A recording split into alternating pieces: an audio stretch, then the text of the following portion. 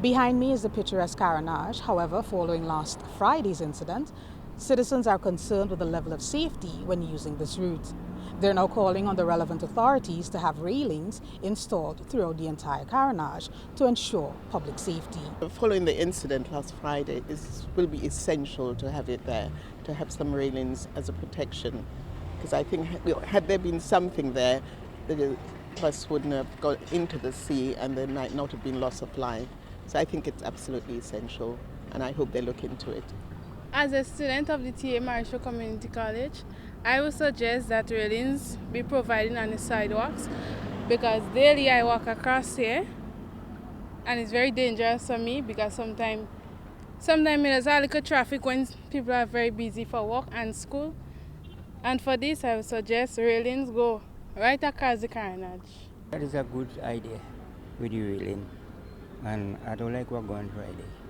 Well-known public relations practitioner Kevin Peterkin was among those walking along the carenage when we took our cameras down to the waterfront today. I think it's a good idea.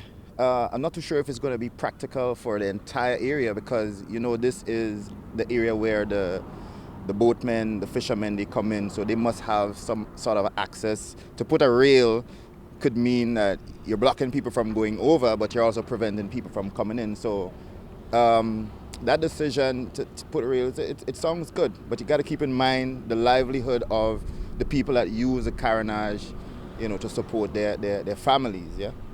Businessman Andrew Bazinski is of the view that while railings could be a consideration, it could present certain limitations. Also shared his thoughts with the GBN. Sidewalks, so rails on the sidewalk can help.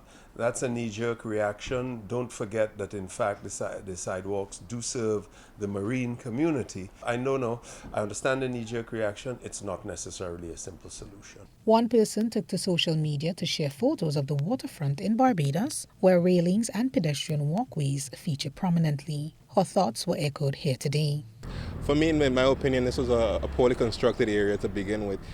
If you go to Barbados, which have a carenage on its own, there's a nice protective railing there. I'm surprised that we haven't implemented one. Some contributors know that while some like to maintain things the way they have been for centuries, there comes a time when changes become necessary. Whether last Friday's episode results in railing being installed on the carenage, landscape remains to be seen.